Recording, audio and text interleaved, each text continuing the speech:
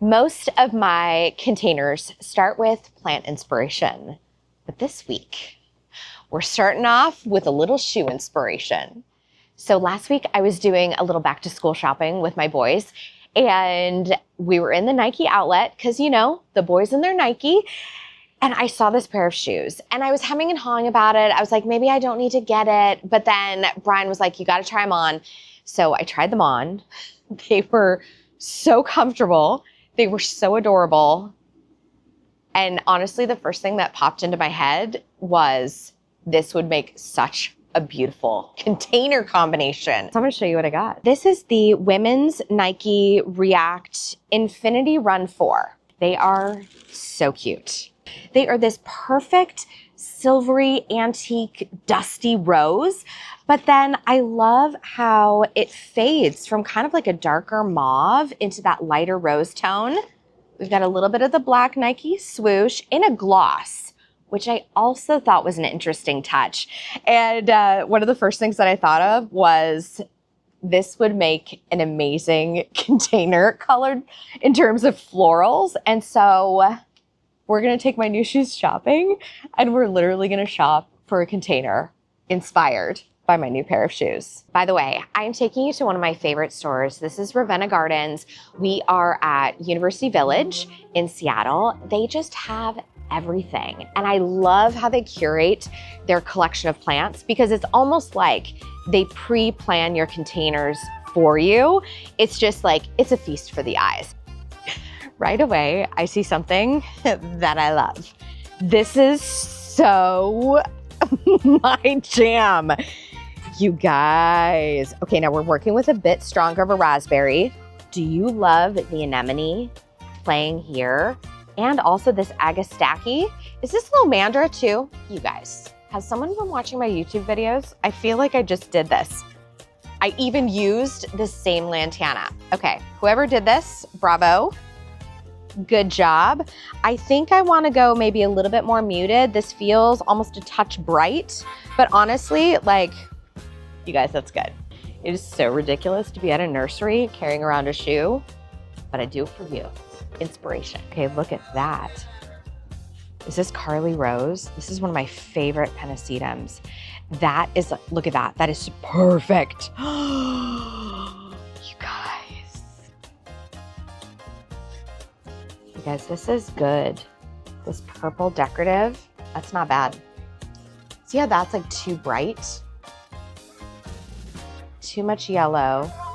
That's looking good. That's pretty too. And a little bit of that variegated leaf. Look at that. That's not bad. The undertones are good on that. It's a little bit purple, but this dusty blue, this feels very antique-y. This may be the week that we do cabbages and kale. So excited. Okay, I think I'm gonna go with the Northern Sea Oats because the Northern Sea Oats are green right now, but if you look at it, their edges are starting to turn into this dusty mauve. And then as they continue to develop, look at this, they dry out to this gorgeous, oaty, very, very soft color. Because this container has to last until essentially the end of November, November 26th. I'm gonna get myself some sea oats this year. My hands are getting full, so Brian helped me dig around. Do you see how tightly budded that is? And barely anything is cracked open. This is the ideal of what I'm looking for in a mom. So I think the next thing I wanna grab is, I'm gonna be on the hunt for something like this little Hebe here because I feel like this shoe needs something silver in the arrangement. This is really good. I'm not sure if I'm gonna do this Hebe. I actually saw another heather that I wanna look at, but I feel like we've got a bright blade, deep glossy. We definitely need a silver. Okay, I grabbed one more item. It's a Kaluna, but we're gonna head back to the shop because I think I actually have some really beautiful matches for everything that I've got going on here. So I'm gonna grab these and we're gonna go. So we are back, and I have to say, I killed. I killed this assignment. It was so good. I was up at Sky Nursery, which is in Shoreline, Washington, and they had just gotten in a massive selection of violas and pansies. So I'm going to bring the shoe over because I found the perfect shade of pink. Can we look at this? Is Pansy Delta Pink shades, and it is like the perfect baby pink. Now, the pink shades, what's kind of cool about them is they're this really aged out soft rose. Some are a little bit stronger, which is great because I feel like we've got a lot of strength at the toe part of the sole. And then some are this even softer silvery pink. And I feel like having all of these kind of different shades, it mimics the gradation coming from the toe of my shoe all the way back. Perfect. And then I picked up 2 more of these. This is the Ajuga that I showed last week. I think it was last week, or maybe it was 2 weeks ago, but it is called Burgundy Glow. And do you see that soft dusting of pink that's also coming through? I mean, it's just like the most perfect. Okay, and then I was thinking about this like glossy swoosh on the side, and I'm like, what if I grab something black? So I grabbed 2 options. The first is black Mondo grass, because why not? I mean, it's such a staple, and I know even if I don't use all of these for this project, which I won't, I have a million container clients that I can put these in, and it's gonna be awesome. Okay, and then the other thing is they had this little tiny, adorable black viola. This one is Sorbet Black Delight. You guys, it's so cute. And what's great about a black flower is they all have a slight purpley, mauve-y undertone. So it actually coordinates so beautifully with the pansy. Okay. Are we ready to have a good little play? So we're going to start off with this awesome Oats centerpiece. This was kind of the jumping off point because I have to anticipate how things are going to age. It's not just about what looks good in the here and the now, but how's it going to look in 3 months when we go to do the final shoot on this. So I'm bringing in the Oats. I think it's the perfect selection. And now we're going to start building mid-layer first. So centerpiece, then mid-layer. I brought in a couple things. When I was going through my nursery, whoa, it's so big. I thought this Senecio, this might be kind of fun. This is a Senecio called Angel Wings, and I had it in a 1 gallon size. It's really a lovely one, such great volume and texture. And I feel like I needed some volume here because my Oats is a little bit tall. The other option, just in case I decided not to do that, if I wanted something tinier, I also grabbed a little Senecio. We're going to play with both today.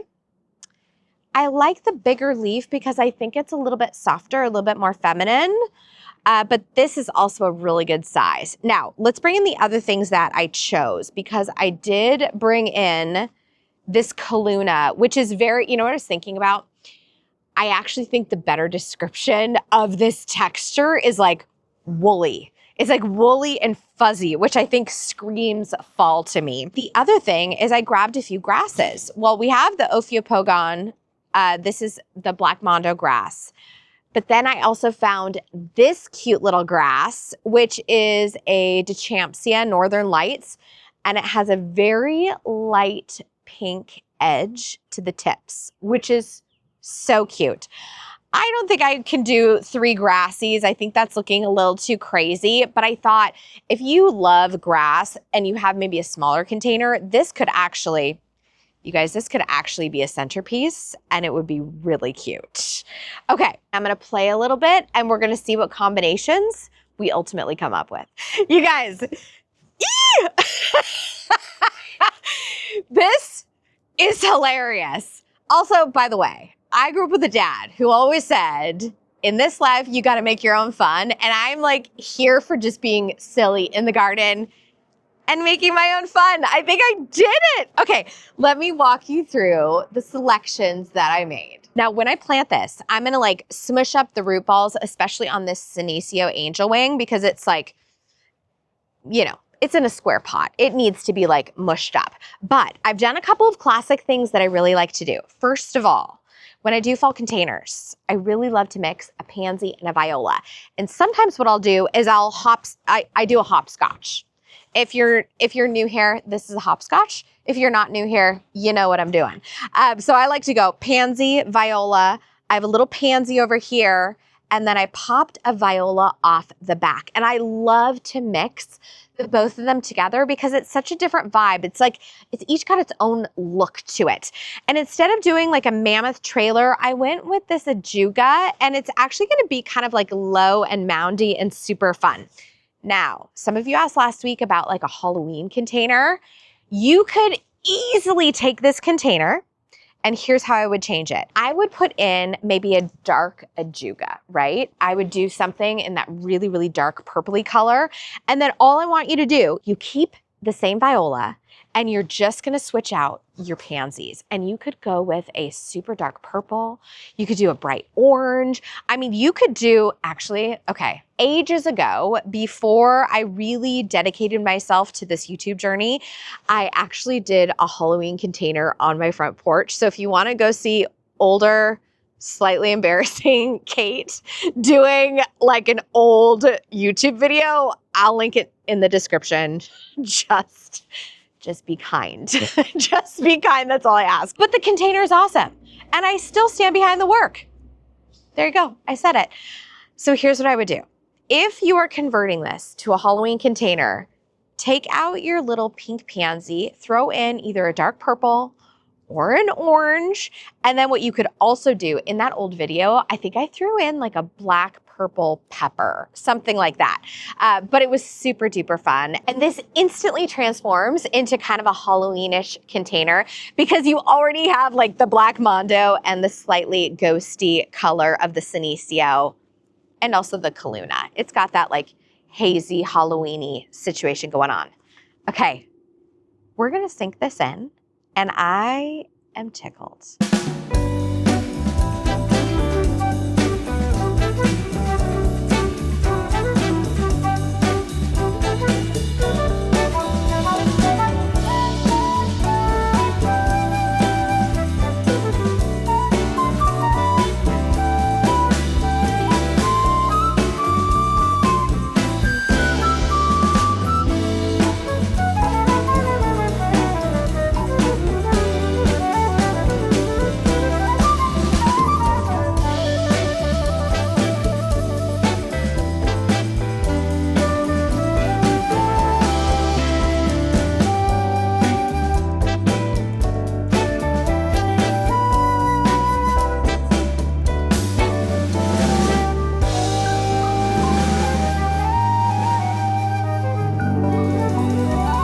So friends, week 7 in the bag, inspired by my new walking shoes.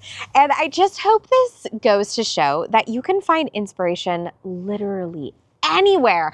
And it is so much fun for the imagination to take something like this and just run wild. Before we go, don't think I didn't forget, we're gonna do an update on the container from week 2, halfway through its growth cycle. Week 2 container, this was my shade container. And I decided to play with a lot of kind of more hot tones, a lot more reds, all of that. Do you remember how tiny that little asparagus fern was? Look how awesome it is. And this, you guys, this coleus has easily quadrupled in size. I think my favorite part though is I love how this fern is just like coming out through the coleus and everything is looking so fluffy. The begonia that was like tiny and sunburned, she's looking great. Oh, also a lot of you mentioned that you don't like to plant white flowers because the petals brown out as they age. That is so true. I think with lobelia, it does that. So if I was to give myself any critique here, because I'm not above a critique, I would say that the brown petals annoy me. However, do you remember the vinca, the white vinca I planted when I did the moon container? Those petals never brown out. So if you're looking for something that is white, but you're thinking all of them brown out, do not fear. There are several that absolutely don't brown out. They actually fall off before they turn brown. Vinca is one, Gar is another. I'll keep thinking of more as time goes on. All that to say, week 2 has filled in. It is so fluffy. It is so awesome. Every square inch of this container is packed, and I love it. Once again, my plants are commingling. That's what I love to see. Friends, I'm gonna see you in the next one. And in the meantime, as always, get out there and say hello to your garden for me.